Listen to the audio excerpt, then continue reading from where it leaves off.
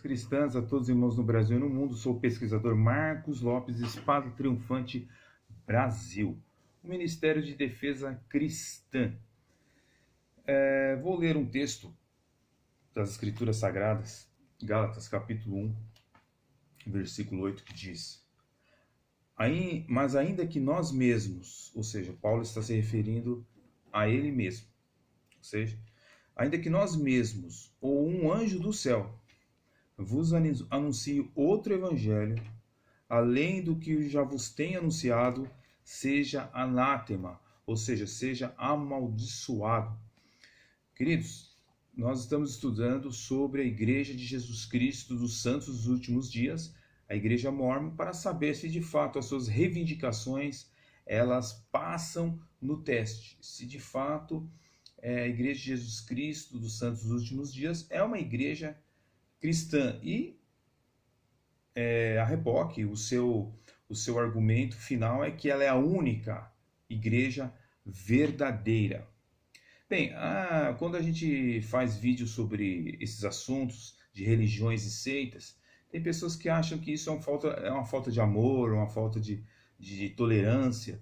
Mas esses cristãos eles estão desinformados, né? Eles acabam usando alguns textos fora de contexto e criando um pretexto, né? Por exemplo, Mateus capítulo 7, versículo 1, é o versículo que as pessoas cristãs, eu estou falando, evangélicas, usam para querer substanciar a sua posição. Mateus capítulo 7, versículo 1, diz assim: Não julgueis para não sejais julgados, né? Então, verso 5 diz: Hipócrita, tira primeiro a trave do seu olho, e então cuidarás em tirar o arqueiro do olho do seu irmão. Então, muitas pessoas usam esses versículos para querer dizer: olha, é falta de amor falar das outras religiões, né, das seitas, das religiões. Isso é falta de amor, isso é perda de tempo, isso daí são pessoas que não têm o que fazer, entendeu? Agora, veja bem, esse não julgais, esse versículo, ele é dirigido aos hipócritas, tá? Aos hipócritas. Porque não um julgamento correto, um julgamento preciso, um julgamento que nem diz a Bíblia, julgar pela reta justiça, ok?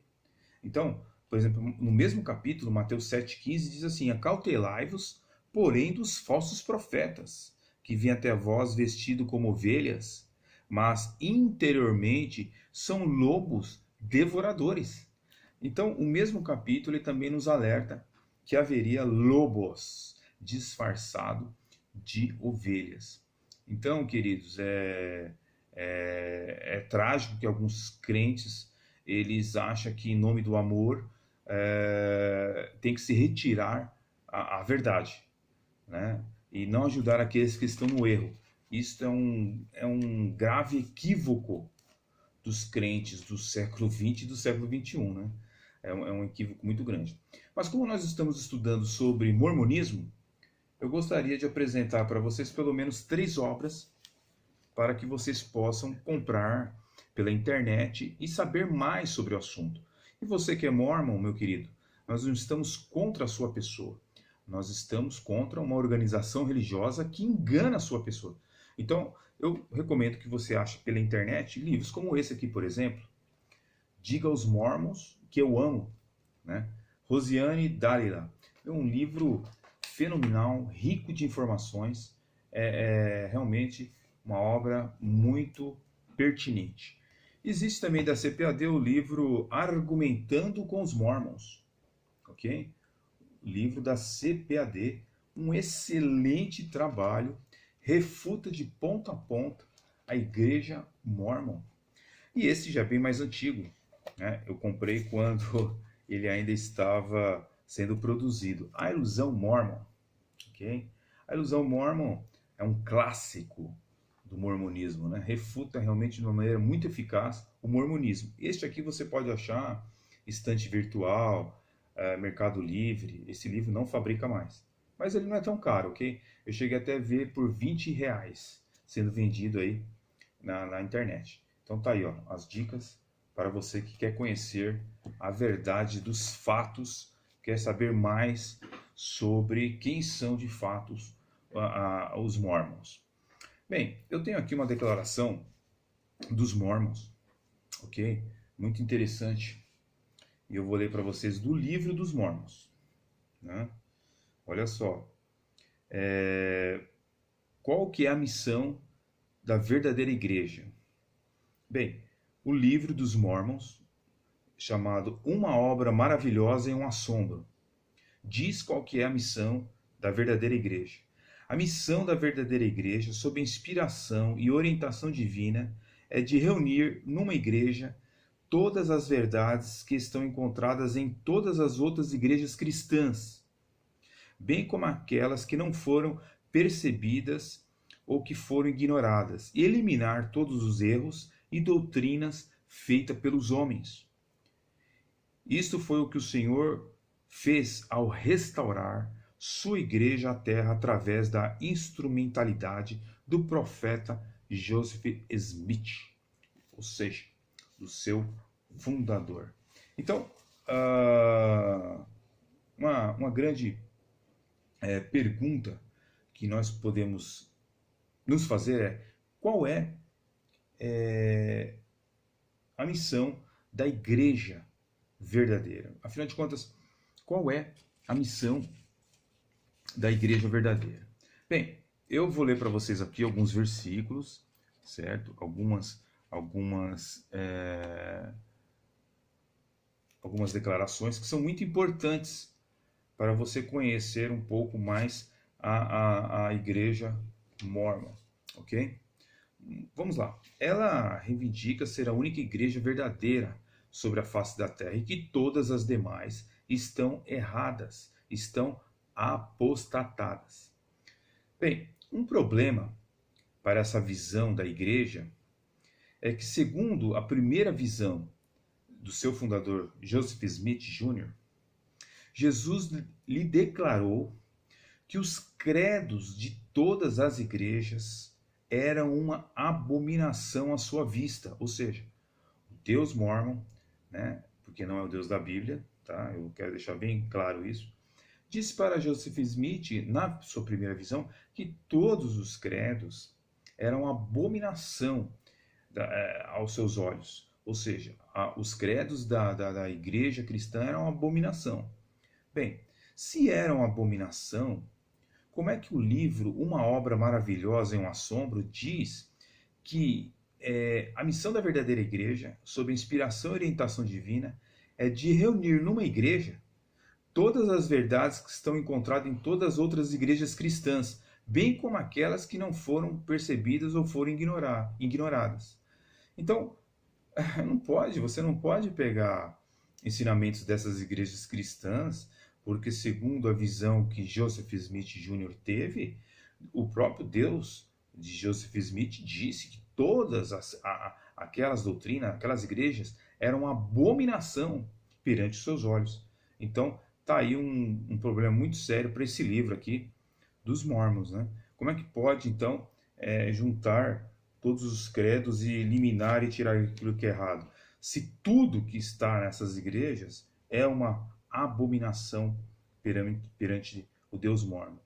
Então, como você poderia, então, juntar essas doutrinas, né, todas essas verdades que se encontram nessas igrejas cristãs, se todas, de fato, elas estão erradas, né? Isso é uma grande contradição.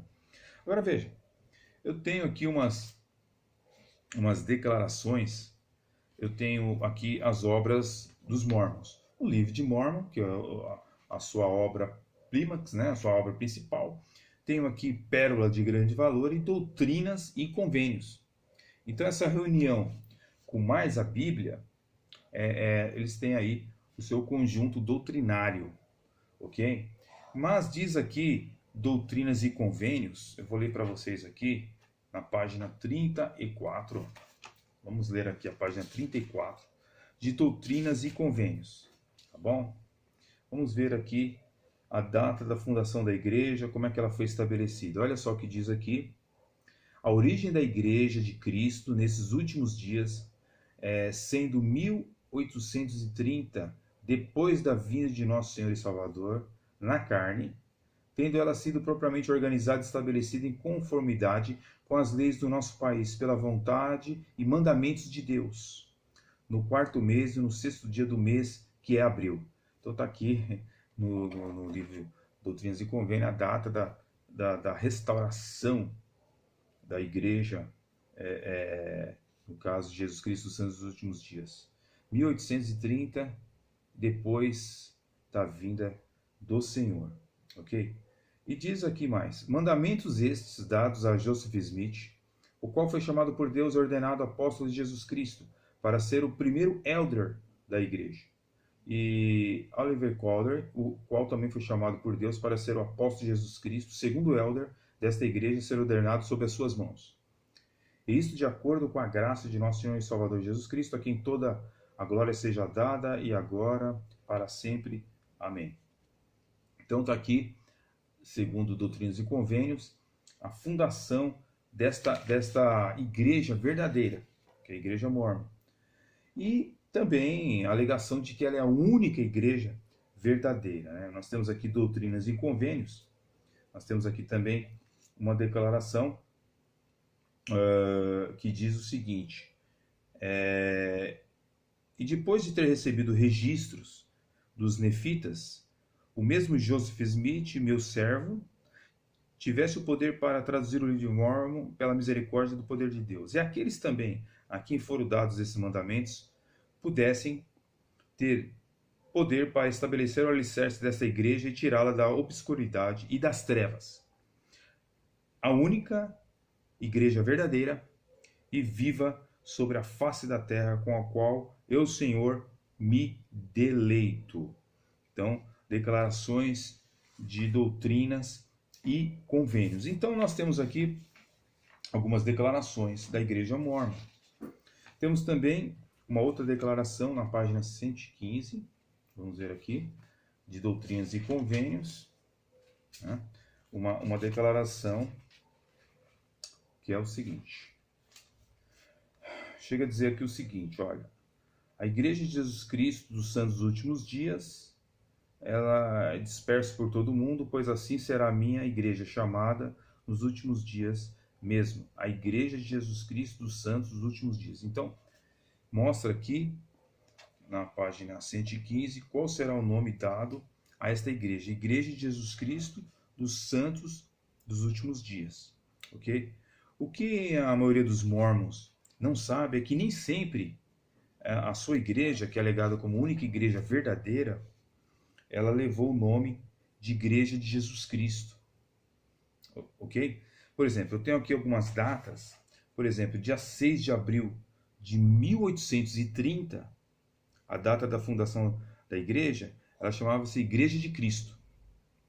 Depois, em 3 de maio de 1834, o nome foi mudado para Igreja dos Santos dos Últimos Dias. Isso você pode achar no famoso livro deles, História da Igreja, volume 2, página 63, em inglês. Ok? Volume 2, página 63.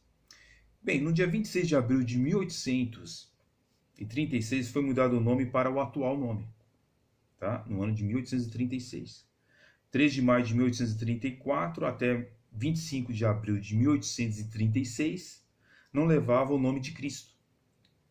Então, se ela não levava o nome de Cristo, ela não era de Cristo, né? Porque aqui no Doutrina e Convênios diz que tem que ter o nome de Jesus Cristo. Então, pois ela deixou então de ser igreja durante 4 anos porque ela não levava o nome de Igreja de Jesus Cristo. Bem, dentro da Bíblia Sagrada, nós vemos alguns versículos que rebatem essa posição, ok? Por exemplo, o primeiro nome dado pelos opositores do cristianismo, da fé cristã, aqueles que se levantavam contra a fé cristã, eles chamavam, está lá em Atos capítulo 11, versículo 26, eles chamavam de cristãos. O primeiro nome que foi dado foi chamado de cristãos. Agora, eram também conhecidos como os do caminho, ok? Você pega Atos 19, versículo 9, diz que eles eram conhecidos como os do caminho, beleza? Também eles foram chamados de nazarenos. Atos capítulo 24, verso 5. Você pode conferir aí na sua Bíblia. Mas também na igreja primitiva eles eram chamados de igreja de Cristo. Romanos 16, verso 6. Nós temos também o nome de igreja de Deus, né? 1 Coríntios capítulo 1, verso 2. E também é chamada igreja dos primogênitos. Hebreus capítulo 12, versículo 23. Ok? Então, nós percebemos que o nome da igreja não é o mais importante. Mas o mais importante é o evangelho que esta igreja prega, que essa igreja ensina. Então, isso é o que tem maior importância. Veja bem, vamos ver o que diz a palavra de Deus em 1 Coríntios capítulo 15. Ok? Vou abrir com os senhores aqui para a gente dar uma conferida nas escrituras. 1 Coríntios capítulo 15 mostra o verdadeiro evangelho de Jesus Cristo. Olha só, 1 Coríntios 15, verso de 1 a 6. Olha o que diz a santa e gloriosa palavra de Deus. Também vos notifico, irmãos, o evangelho que já vos tenho anunciado, o qual também recebestes e no qual também permaneceis, pelo qual também sois salvos, e se o tiverdes, tal como vos tenho anunciado, senão é que crestes em vão. 1 Coríntios 15, verso 3. Porque primeiramente vos entreguei também o que recebi do Senhor Jesus Cristo, que morreu por nossos pecados, segundo as Escrituras, e foi sepultado e ressuscitou ao terceiro dia, segundo as Escrituras, e foi visto por Cefas e depois pelos 12. Depois foi visto uma vez por mais de 500 irmãos, dos quais vive ainda a maior parte, mas alguns já dormem também.